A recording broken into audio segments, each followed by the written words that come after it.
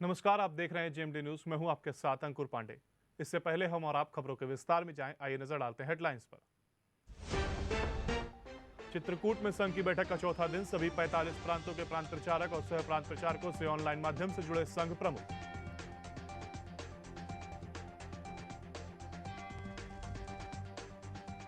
अपनी शिकायतों को लेकर सीएम आवास पर पहुंचे कई जिलों से लोग, सीएम योगी ने लोगों ने की शिकायतें। कानपुर, गोंडा, बहराइच व बस्ती के लोग शामिल।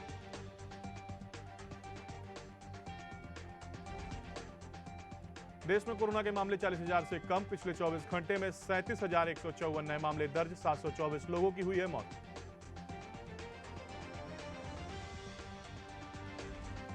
उड़ीसा के पुरी में निकाली गई भगवान जगन्नाथ की रथ यात्रा, कोरोना नियमों का किया जा रहा है पालन, पुरी में यात्रा के दौरान कर्फ्यू।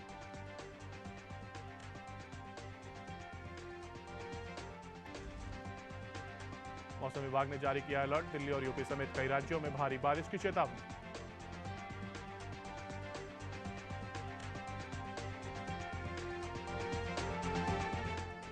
और अब खबर है विस्तार से। पेट्रोल, डीजल और एलपीजी गैस की कीमतों में लगातार हो रहे इजाफे और महंगाई के विरोध में कांग्रेस पार्टी सड़कों पर थी। पूरे प्रदेश सहित हमीरपुर में भी कांग्रेस नेता और कार्यकर्ता पार्टी का झंडा, बैनर लेकर सड़कों पर उतरते हुए दिखे, जिन्होंने सदर बस स्टैंड पर जाम लगाकर केंद्र और प्रदेश सरकार के खिलाफ हल्ला बोल प्रदर्शन किया। कांग्रेस नेताओं का कहना था कि महंगाई चरम पर है और खेती किसानी का समय है। किसानों को खेत की जुताई के लिए डीजल की आवश्यकता है। ऐसे में पेट्रोल और डीजल की बढ़ी हुई कीमतें किसानों के लिए परेशानी का सबब हैं। कानपुर के किदवई नगर स्थित गेस्ट हाउस में आम आदमी पार्टी के किदवई नगर विधानसभा सदस्यता अभियान कार्यक्रम में आप पार्टी के राज्यसभा सांसद संजय सिंह पहुंचे। वहां पर कार्यकर्ताओं ने फूल माला पहनाकर उनका स्वागत किया।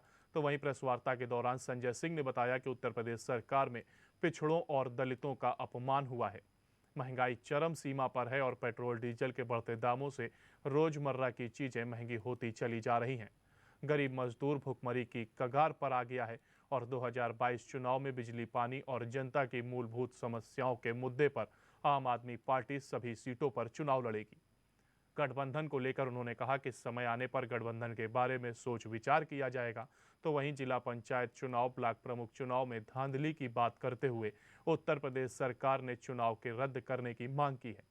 विकास दुबे कांड में बोलते हुए संजय सिंह ने कहा कि उत्पीड़न और दमन की राजनीति के तहत निर्दोष खुशी दुबे, अमर दुबे की मां को जेल में बंद किया गया है।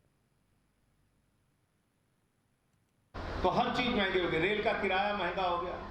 रेल का किराया महंगा हुआ। मैंने पार्लियामेंट में पूछा, बोले क्यों महंगा हो गया? मंत्री जी ने कहा भाई कोरोना का टाइम है, भीड़ ना होने पाए। तो मैंने कहा रसोई गैस, बोले खाना ना खाने पाओ। मैंने कहा पेट्रोल, बोले ज्यादा गाड़ी से चलने ना पाओ। मैंने कहा डीजल, बोले माल की ढुलाई ना होने पाए। तो हर चीज का एक तर्क है मोदी सरकार के पास। तो इसलिए महंगाई की मार जो उत्तर प्रदेश और देश की जनता झेल रही है, हमको लगता है कि यूपी को आज एक साफ सुथरी स्वच्छ सरकार चाहिए जो जनता के हित में काम करे, और उसके लिए हम लोग प्रतिबद्ध। उत्तर प्रदेश के लखनऊ में एटीएस द्वारा 2 अलकायदा आतंकियों को गिरफ्तार करने के बाद से प्रदेश के कई शहरों में हाई अलर्ट कर दिया गया है। कानपुर में भी देर रात सूत्रों के हवाले से पता चला कि 3 थाना अंतर्गत कई इलाकों से तकरीबन 4 से 5 संदिग्ध लोगों को एटीएस ने छापा मारकर उठाया है। संदिग्ध लोगों को पूछताछ के लिए हिरासत में लिया है, लेकिन अब पुलिस कमिश्नर असीम अरुण ने भी इसकी पुष्टि की है कि शहर में एटीएस के साथ पुलिस संयुक्त रूप से काम कर रही है। एटीएस की छापामार कार्रवाई की बात पर उन्होंने एटीएस के रिलीज का इंतजार करने की बात कही, लेकिन उनका कहना है कि इस शहर में पूरी तरह से हाई अलर्ट है। संदिग्धों से पूछताछ व चेकिंग अभियान चलाया जा रहा है और शहर में आतंकियों के पूर्व में मिले इनपुट के आधार पर भी नजर रखी जा रही है।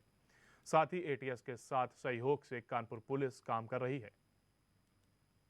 यूपी एटीएस द्वारा एक बड़ी सफलता प्राप्त की गई, जिसमें कि लखनऊ में 2 आतंकी गिरफ्तार किए गए हैं। ये इन्वेस्टिगेशन तो एटीएस द्वारा किया जा रहा है और उस संबंध में एटीएस ही मीडिया से कुछ भी शेयर कर सकती है, लेकिन क्योंकि इसमें कानपुर का भी एक कनेक्शन आया है तो कानपुर में विशेष सतर्कता बरती जा रही है। कल रात से ही सार्वजनिक स्थान, सड़क, रेलवे स्टेशन, होटल आदि यहाँ की चेकिंग, परीक्षण आदि किया जा रहा है, जिससे कि कहीं कोई भी दुर्भाग्यपूर्ण घटना ना हो।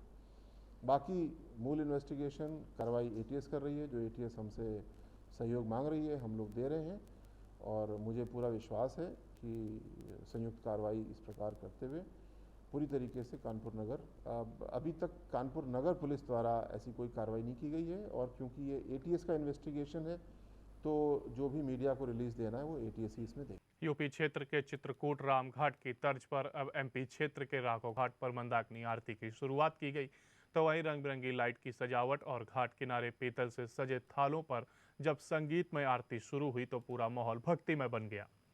कार्यक्रम से पहले आरएसएस प्रमुख डॉक्टर मोहन भागवत को आकर शुरुआत करनी थी, लेकिन संघ की बैठक चलने के कारण वह शामिल नहीं हो सके। उनके स्थान पर संघ के पूर्व वरिष्ठ पदाधिकारी मदन दास देवी आरती में शामिल हुए और रविवार को राघव घाट के आचार्य आश्रम के सहयोग से 5 पंडितों की मौजूदगी में संघ के वरिष्ठ पदाधिकारी व दीनदयाल शोध संस्थान के संरक्षक मदन दास देवी ने मंदाकिनी आरती की शुरुआत कराई। इस दौरान आचार्य आश्रम के महंत बद्री प्रपन्नाचार्य व संतना सांसद गणेश सिंह ने भी आरती कर सहभागिता की, तो वहीं संघ की राष्ट्रीय चिंतन बैठक में रविवार के तीसरे दिन यह मुद्दा भी प्रमुखता में शामिल रहा। बैठक में कहा गया है कि हिंदुत्व मुद्दे के साथ मुस्लिम वर्ग को भी अपने साथ जोड़ना होगा ताकि सामंजस्य बन सके, और इस दौरान बैठक में युवाओं को भी आरएसएस से जोड़ने पर जोर दिया गया। बैठक में सह सरकार्यवाह दत्तात्रेय होस बोले, राम माधव, भैयाजी जोशी, सुरेश सोनी, कृष्ण गोपाल, मदन दास देवी सहित करीब 45 प्रांत प्रचारक उपस्थित रहे। यूपी के प्रयागराज जिले में जिला पंचायत के नवनिर्वाचित अध्यक्ष एवं सदस्यों को एक समारोह के दौरान शपथ दिलाई गई। इस दौरान यूपी के उप मुख्यमंत्री केशव मौर्य के साथ बीजेपी की सांसद डॉक्टर रीता जोशी समेत अन्य भाजपा नेता मौजूद रहे। नवनिर्वाचित जिला पंचायत अध्यक्ष डॉक्टर वीके सिंह ने सदस्यों के साथ जिला पंचायत भवन में एक समारोह में पद व गोपनीयता की शपथ ली। उनको जिलाधिकारी ने शपथ दिलाई। साथ ही समारोह में मौजूद सभी सदस्यों को जिले के विकास के प्रति गंभीर होकर कार्य करने पर जोर दिया। उन्होंने सभी सदस्यों को शुभकामनाएं दी। बीजेपी के राष्ट्र प्रेम और विचारधारा से प्रेरित होकर एक टीचर आज जिला पंचायत अध्यक्ष पद पर काबिज हो गए। जी हां, महोबा जिले में आज जिला पंचायत अध्यक्ष पद और सदस्यों का शपथ ग्रहण समारोह संपन्न हुआ, जिसमें जिला पंचायत अध्यक्ष के पद पर जयप्रकाश अनुरागी ने शपथ ली। जेपी अनुरागी ने पहले कभी कोई चुनाव नहीं लड़ा और न ही उनकी कोई राजनीतिक पृष्ठभूमि है। महोबा जिला पंचायत में कुल 14 सदस्य हैं, जिसमें बीजेपी के जेपी अनुरागी अध्यक्ष पद सहित 13 सदस्यों को जिलाधिकारी सत्येंद्र कुमार द्वारा शपथ दिलाई गई। हम बता दें कि आपकी जयप्रकाश अनुरागी एक किसान के बेटे हैं और जनतंत्र इंटर कॉलेज कुलपहाड़ में प्रधानाचार्य के पद पर हैं। बीते 2 वर्षों से राजनीति में सक्रिय हुए और बीजेपी के राष्ट्र प्रेम और नीतियों से प्रभावित होकर सदस्यता ग्रहण करी और जिला पंचायत रिवई से पहली बार चुनाव लड़ा। चूंकि साफ सुथरी छवि को देखते हुए जिला पंचायत अध्यक्ष पद पर बीजेपी ने टिकट देकर भरोसा जताया था। जेपी अनुरागी ने बताया कि एक टीचर समाज का निर्माता होता है और उसके अंदर इतनी क्षमता होती है कि अपने शिष्यों को आगे बढ़ा सकता है। एक टीचर जो शिक्षक है वो समाज का निर्माता होता है। शिक्षक के अंदर इतनी क्षमता है कि वो किसी अपने शिष्यों को जब इतना आगे बढ़ा सकता है। राजनीतिक क्षेत्र में मेरी एक इच्छा थी कि कुछ पढ़े लिखे लोग भी आएँ। मेरी एक आकांक्षा थी कि मैं भी इस क्षेत्र में आगे आऊं और इस आधार पर मैंने भारतीय जनता पार्टी की नीतियों, उसके राष्ट्र प्रेम और संकुचित जो अन्य विचारधारा है सभी पर मेरा गहरा लगाव था। इसलिए मैंने भारतीय जनता पार्टी से अपनी यात्रा शुरू की और आज भारतीय जनता पार्टी ने मुझ जैसे छोटे कार्यकर्ता को इतने बड़े पद पर आसीन किया।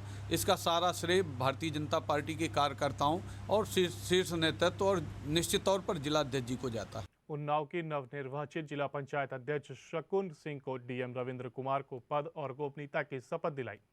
निराला प्रेक्षागृह में आयोजित कार्यक्रम में अध्यक्ष ने हाल में चुनाव जीत कर आए जिला पंचायत सदस्यों को भी शपथ दिलाई। आपको बता दें कि शकुन ने भारतीय जनता पार्टी से अध्यक्ष पद का चुनाव लड़ा था और बीजेपी से बागी उम्मीदवार को शिकस्त दी थी। शपथ ग्रहण समारोह में प्रदेश विधानसभा के अध्यक्ष एवं उन्नाव की भगवंत नगर विधानसभा से विधायक हृदय नारायण दीक्षित भी मुख्य अतिथि के रूप में कार्यक्रम में शामिल हुए। उन्नाव डीएम और जिला पंचायत अध्यक्ष ने उनका स्वागत किया। इससे पहले शपथ लेने जाते समय नवनिर्वाचित अध्यक्ष और उनके चुनाव की कमान की बागडोर संभालने वाले युवा पुत्र शशांक शेखर सिंह का जगह जगह स्वागत किया गया। कार्यक्रम में बीजेपी के जिला अध्यक्ष, जिला प्रभारी समेत पूर्व विधायक अनिल सिंह, सपा एमएलसी सुनील साजन भी मौजूद रहे। मैं आप सभी यहाँ पर आए हुए वरिष्ठ जनों को, माननीय सबको मैं सबका नाम नहीं ले पाऊँगी और पूरे जनमानस को मैं तहे दिल से यहाँ स्वागत अभिनंदन करती हूँ और आप मीडिया बंधुओं का भी मैं सादर अभिनंदन करती हूँ, धन्यवाद करती हूँ। देखिए मैंने जो शपथ ली है, मुझे विकास का कार्य और विकास के लिए मुझे ज़्यादा ही आगे बढ़ा, क्योंकि मुझे उन्नाव जिले का से विकास करना है। यहाँ पर जितने जो भी समस्याएं हैं मैं उनका सबका समाधान करने। और अगली खबर कन्नौज से है, जहां जिला पंचायत अध्यक्ष और सदस्यों का शपथ ग्रहण समारोह कलेक्ट्रेट सभागार में संपन्न हुआ। शपथ ग्रहण समारोह पार्टी बंदी की भेंट चढ़ गया, जहां भाजपा के नवनिर्वाचित जिला पंचायत अध्यक्ष और उनके सदस्यों ने तो शपथ ली, लेकिन सपा के सदस्य कार्यक्रम से किनारा कर पार्टी कार्यालय में बैठक कर आगे की रणनीति बनाने में जुटे नजर आए। शपथ ग्रहण कार्यक्रम के सभी दलों के सदस्यों को निमंत्रण दिया गया था। कार्यक्रम में भाजपा की नवनिर्वाचित जिला पंचायत अध्यक्ष प्रिया शाक्या समेत भाजपा के सभी सदस्य कलेक्ट्रेट परिसर में पहुंच गए, लेकिन सपा के सभी सदस्य इस कार्यक्रम में अनुपस्थित नजर आए। डीएम राकेश कुमार मिश्रा ने अध्यक्ष प्रिया शाक्य को और अध्यक्ष ने सदस्यों को पद और गोपनीयता की शपथ दिलाई। वहीं कार्यक्रम से अनुपस्थित रहे सपा के सभी सदस्य पार्टी कार्यालय पहुंचे और वहां पर सपा के सदर विधायक और सपा जिला अध्यक्ष के साथ बैठक कर आगे की रणनीति बनाते नजर आए। सपा सदर विधायक अनिल दोहरे ने कुल 28 जिला पंचायत सदस्यों में से 17 जिला पंचायत सदस्यों का पार्टी कार्यालय में मौजूद होने का दावा किया और कहा कि सपा के 17 सदस्य जीत कर आए थे, जिसमें जिला पंचायत अध्यक्ष चुनाव के समय डीएम और एसपी ने हमारे सदस्यों के फर्जी मत डालकर जिला पंचायत अध्यक्ष को जिताया। जनपद कन्नौज में जिला पंचायत अध्यक्ष के रूप में श्रीमती प्रिया शाक्य ने शपथ ग्रहण किया। उनके साथ साथ हमारे जिला पंचायत के सम्मानित सदस्यगण ने शपथ किया है और शासन के निर्देश के क्रम में आज ही जिला पंचायत की पहली बैठक होनी है, जिसमें उनकी समितियों का गठन किया जाना है। तो वो बैठक भी आज ही यहाँ कलेक्ट्रेट में संपन्न हो रही है। आज की शपथ ग्रहण का क्या आप लोगों ने बहिष्कार किया है? हमारे सदस्य जिला पंचायत सदस्य जो बहुमत में हैं, सदन के बहुमत में सदस्य हैं समाजवादी पार्टी के, और समाजवादी पार्टी के सदस्य सारे चाहते हैं कि अल्पमत के अध्यक्ष से हम शपथ नहीं लेंगे। कई कार्यकर्ता आपके गिरफ्तार हुए से शपथ लेने के लिए तैयार है। कोई सक्षम अधिकारी हमें शपथ दिलाएगा तो शपथ लेने के लिए। वैक्सीन की कमी के बावजूद कानपुर में आज वैक्सीनेशन हुआ। प्रदेश के सबसे बड़े वैक्सीनेशन सेंटर ग्रीन पार्क में आज मात्र 1800 लोगों को ही वैक्सीन लगाई गई, जबकि शनिवार को ग्रीन पार्क में वैक्सीनेशन सेंटर को वैक्सीन की कमी के चलते बंद करना पड़ा था और शहर के सेंटरों की संख्या को भी कम करना पड़ा था। इस वैक्सीन की कमी के चलते आए दिन वैक्सीनेशन सेंटरों पर हंगामा होता है और जनता को दिक्कतों का सामना करना पड़ता है। मैं डॉक्टर अबू तला, नोडल अधिकारी। यहाँ पर आज टोटल 2000 का टारगेट है, जिसमें से 1200 जो है 18+ और 800 45+। 45+ में 18+ में सब ऑनलाइन है और 45+ में जो है 400 ऑन स्पॉट है और 400 ऑनलाइन है। कितने बूथ हैं? हमारे यहाँ 3 CVC हैं, जिसमें 12 बूथ हैं। 8 बूथ जो हैं 18+ में, 2 जो है 45+। और इसी के साथ यहाँ पर वक्त हो चला एक छोटे से ब्रेक का। ब्रेक के उस पार खबरों का सिलसिला लगातार जारी रहेगा, आप बने रहिए हमारे साथ।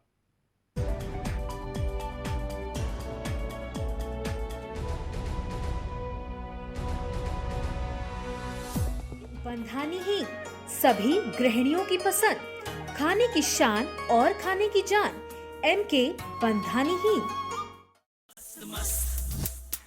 मस्त मस्त है, बड़े मस्त है, टेस्ट में भी लज्जत है। बावर्ची की सोया बड़ी बड़ी मस्त है। बावर्ची न्यूट्री सोया बड़ी, इसमें है हाई प्रोटीन जो खाने को बनाए एक हेल्थी डाइट, और टेस्ट में बड़ी मस्त है। धन्वंतरी सुपर स्पेशलिटी हॉस्पिटल, दक्षिण कानपुर का एकमात्र super speciality hospital, CGHS, QCI और NABH द्वारा प्रमाणित।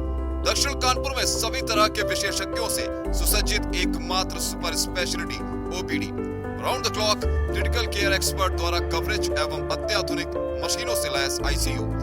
कानपुर के एकमात्र विश्व स्तरीय super speciality fully SS modular OT, सभी प्रकार के कैंसर का विश्व स्तरीय इलाज।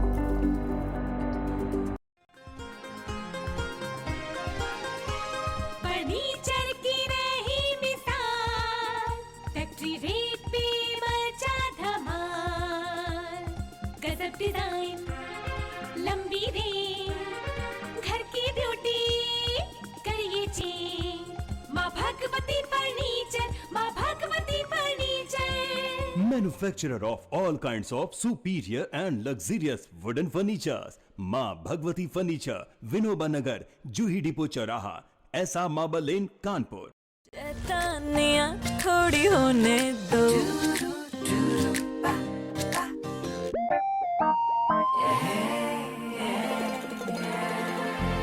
ये तो इनके रोज का काम है और मेरे इस मुश्किल काम को आसान बनाता है विदिशा डिटर्जेंट पाउडर। इसका मल्टी एंजाइम फॉर्मूला दाग धब्बे निकाले प्यार से और रखे कपड़ों का रंग और चमक बरकरार।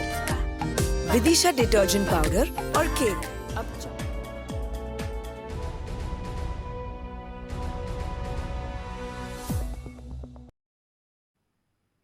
ब्रेक के बाद एक बार फिर आपका स्वागत है। बढ़ते हैं खबरों की ओर।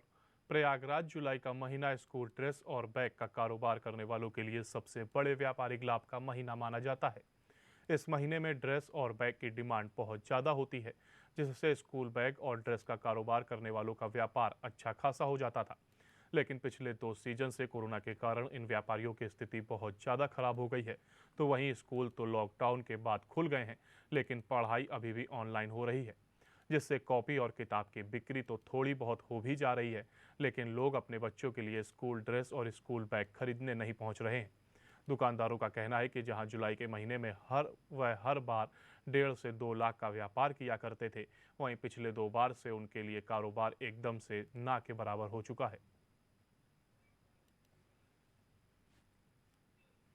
खबर झांसी से है, जहां जुए का फड़ में लगाकर लोगों को कर्जदार बनाने के गिरोह को पुलिस ने भांडाफोड़ किया है। गिरोह मुखिया अनिल सोनी पहले भी 2 बार जुआ खिलाने के आरोप में कार्रवाई का शिकार हो चुका है। बावजूद इसके अनिल सोनी ने जुआ सट्टा खिलाने का काम बंद नहीं किया था। कोतवाली पुलिस को सूचना मिली, इसके बाद अनिल सोनी समेत 12 लोगों को गिरफ्तार किया गया। ताश के पत्ते व 80,000 रुपए से बरामद किए गए। पुलिस ठोस कार्रवाई करते हुए गैंगस्टर एक्ट की तैयारी कर रही है। जानकारी मिली है कि पहले लोगों को कर्जदार बनाया जाता था, फिर कम दामों में उनके मकान खरीदकर कब्जा किया जाता था। काफ़ी दिन से आज सूचना प्राप्त हो रही थी कि कुछ प्रभावशाली व्यक्तियों द्वारा थाना कोतवाली क्षेत्र में घर के अंदर जुआ संचालित कराया जा रहा है। इस सूचना पर प्रभारी निरीक्षक कोतवाली श्री देवेश और उनकी टीम श्री अमित गंगवार और अन्य उप निरीक्षक आदि वरिष्ठ पुलिस अधीक्षक झांसी महोदय के अनुमोदनोपरांत दबिश दे करके 12 व्यक्तियों को पकड़ा गया। इसमें एक व्यक्ति अनिल सोनी जो है, उसको पूर्व में भी 2 बार घर में जुआ संचालित करने के आरोप में जेल भेजा जा चुका है। 2016 और 2017 में भी उसके विरुद्ध 3/4 जुआ अधिनियम के अभियोग पंजीकृत हैं। मामला ललितपुर टीकमगढ़ रेलवे लाइन के कंचनौदा कलाम गांव के पास का है, जहां शौच क्रिया से लौटते वक्त एक युवक की ट्रेन की चपेट में आने से दर्दनाक मौत हो गई। मामला उस समय का है जब युवक कानों में ईयरफोन लगाकर गाने सुनता हुआ रेल पटरियों को पार कर रहा था कि अचानक ट्रेन आ गई, जिससे युवक की ट्रेन की चपेट में आने से मौके पर ही दर्दनाक मौत हो गई। घटना की जानकारी मिलते ही कंचनौदा पुलिस चौकी इंचार्ज शकील अहमद पुलिस बल के साथ मौके पर पहुंच गए और शव को अपने कब्जे में लेकर पोस्टमार्टम के लिए भेज दिया। तो वहीं घटना को लेकर गांव में मातम का माहौल है और परिजनों का रो रो कर बुरा हाल है।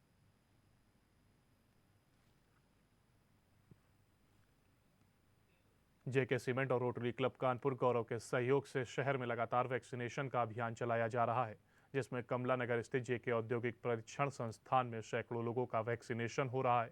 जेके के सीएमओ डॉक्टर प्रशांत सिंह ने बताया कि आज स्वर्गीय दंपति सिंघानिया की स्मृति के दिन जेके औद्योगिक संस्थान में लक्ष्य नेशन का आयोजन किया गया, जिसमें लगभग 250 लोगों को वैक्सीन लगाई गई। डॉक्टर प्रसाद ने बताया कि इससे पहले 6 और 7 जून को भी इस कैंप का आयोजन किया गया था। इसमें दोनों दिन मिलाकर लगभग 700 लोगों को वैक्सीन लगाई गई थी और अगला कैंप 13 अगस्त को लगाया जाएगा। इस कैंप में सभी वर्ग के लोगों को निःशुल्क वैक्सीन लगाई जा रही है। इस कैंप में लखनऊ के अपोलो अस्पताल की मेडिकल टीम है जो लोगों को वैक्सीन लगा रहे हैं और वैक्सीनेशन की बारीकियों को समझा रही है। आज 12 जुलाई में श्री यदुपति सिंघानिया जो पूर्व एमडी रहे हैं जेके सीमेंट के, और उनकी याद में उनके कंट्रीब्यूशन जो मेडिकल फील्ड में रहा है उसी को आगे बढ़ाते हुए श्रीमती सुशीला सिंघानिया जी जो यदुपति सिंघानिया जी की माता जी हैं और प्रेजेंट चेयरमैन हैं जेके सीमेंट की, उनकी प्रेरणा से ये मेडिकल कैंप यहाँ वैक्सीनेशन का आयोजित किया गया है कमला नगर में।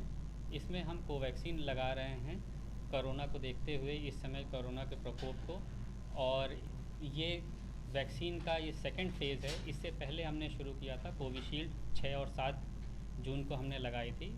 ये सेकंड में हम कोवैक्सीन लगा रहे हैं और ये आगे सिलसिला चलता है।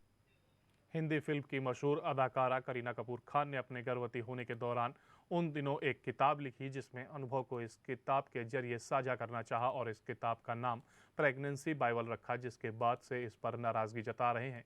उनका कहना है कि बाइबल उनकी धार्मिक पुस्तक का नाम है और इस तरह से धार्मिक पुस्तक से जोड़कर नहीं रखा जा सकता।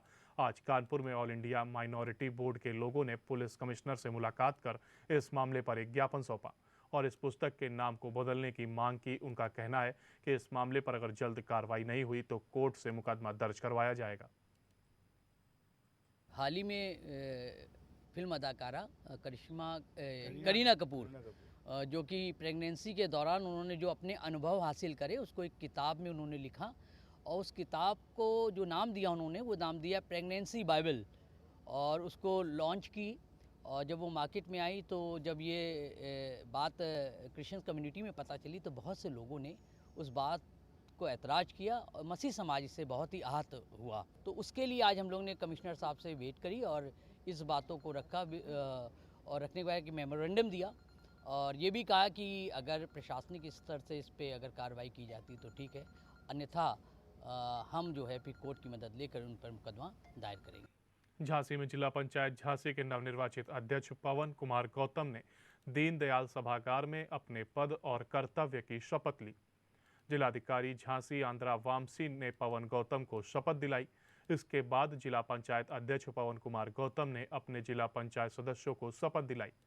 इस दौरान भारतीय जनता पार्टी के आला नेता मंच पर मौजूद रहे।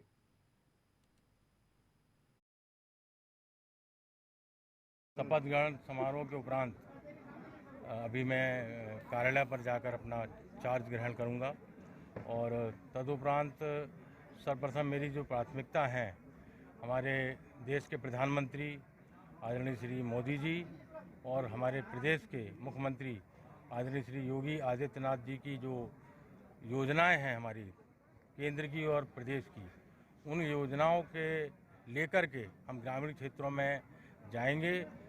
जिला पंचायत का कार्य जो निर्माण का कार्य है उसके साथ साथ हम लोग ग्रामीणों का समग्र विकास कैसे हो उस पर हम अपने माननीय सदस्यों के साथ पूरा फोकस करेंगे। लगातार देश भर में पेट्रोल और डीजल के दामों में हुई बढ़ोतरी को देखते हुए बर्रा के शास्त्री चौक तिराहे से कांग्रेस कार्यकर्ताओं ने खड़खड़े पर सवार होकर केंद्र सरकार के खिलाफ जमकर प्रदर्शन किया। इस दौरान कांग्रेस कार्यकर्ता घोड़ा गाड़ी पर बैठकर पेट्रोल डीजल की मूल वृद्धि के खिलाफ प्रदर्शन करते हुए नजर आए। प्रदर्शन कर रहे कांग्रेस कार्यकर्ताओं का कहना था कि देश में पेट्रोल डीजल के दाम 100 रुपए को भी पार कर गए हैं, जिसके चलते रोजमर्रा की चीजों में दामों में बढ़ोतरी होती चली जा रही है। पेट्रोल डीजल के बढ़ते दामों के चलते आम लोगों के घरों का बजट पूरी तरीके से बिगड़ता हुआ नजर आ रहा है। ऐसे में केंद्र सरकार को और प्रदेश सरकार को अपने अपने टैक्स में कटौती करते हुए जनता को राहत देनी चाहिए। अगर सरकार इस पर कोई कदम नहीं उठाती है तो देश भर में कांग्रेसी कार्यकर्ता प्रदर्शन करेंगे।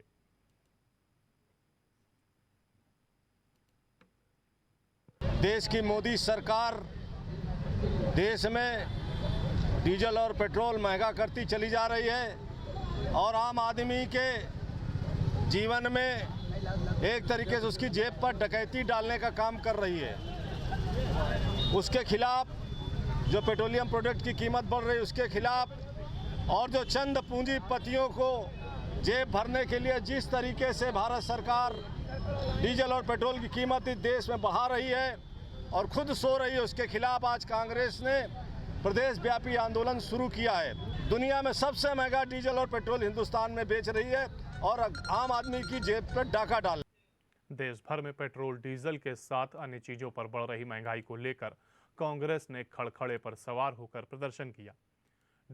टिप्टी पड़ाव से कलेक्ट्रेट परिसर तक भारी संख्या में कांग्रेसी खड़खड़े पर सवार होकर आए। सरकार विरोधी नारेबाजी करते हुए बढ़ती हुई महंगाई पर सरकार को चेतावनी देते हुए कहा कि जरूरत पड़ी तो इस मुद्दे पर कांग्रेस जेल भरो आंदोलन भी करेगी।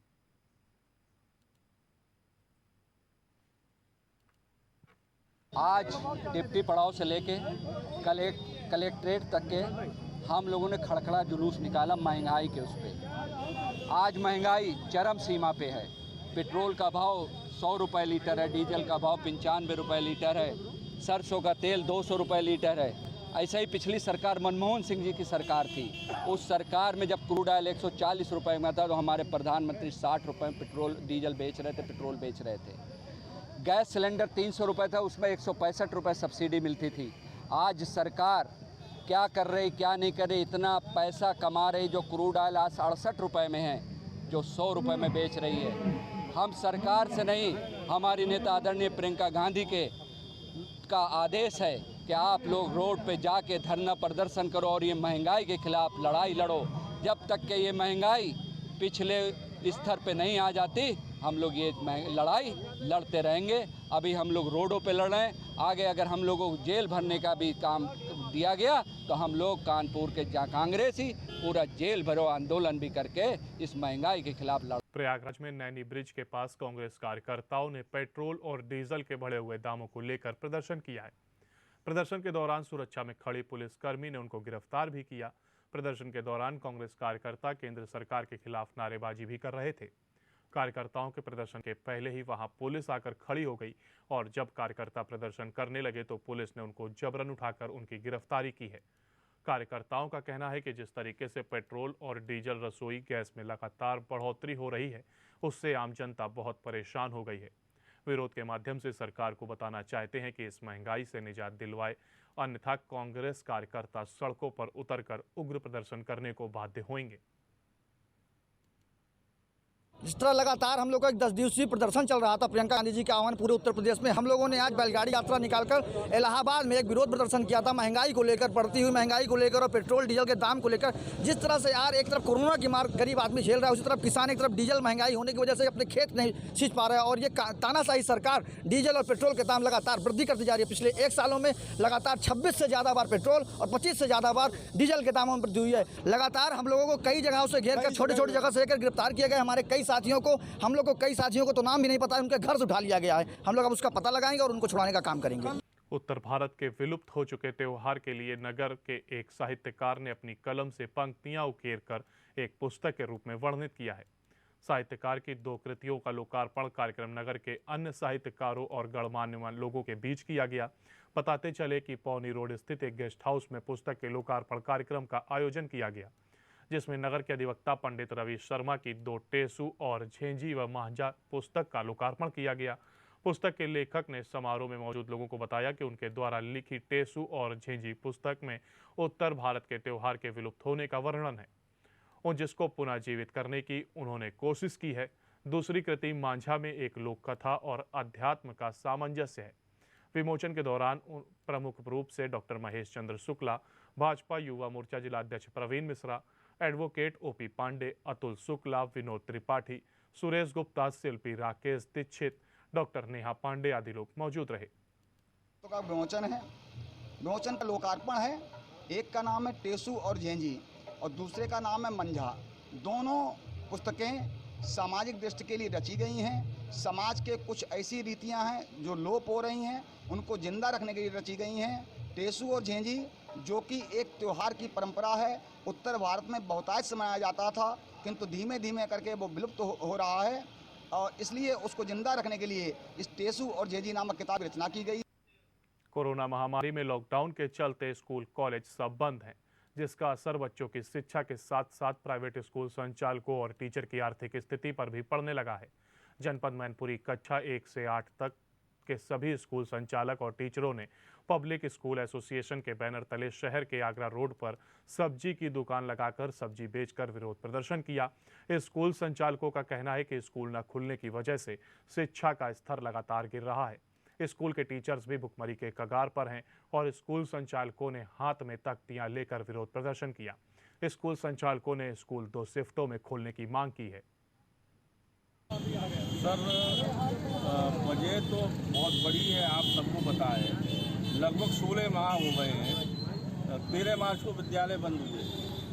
13 मार्च के बाद विद्यालय बंद होने के बाद बच्चे ऐसी स्थिति में पहुंच गए हैं कि मोबाइल, टीवी, स्कूल संचालक होने के साथ साथ हमारे खुद के बच्चे हैं, घर में पढ़ाई नहीं हो पाती।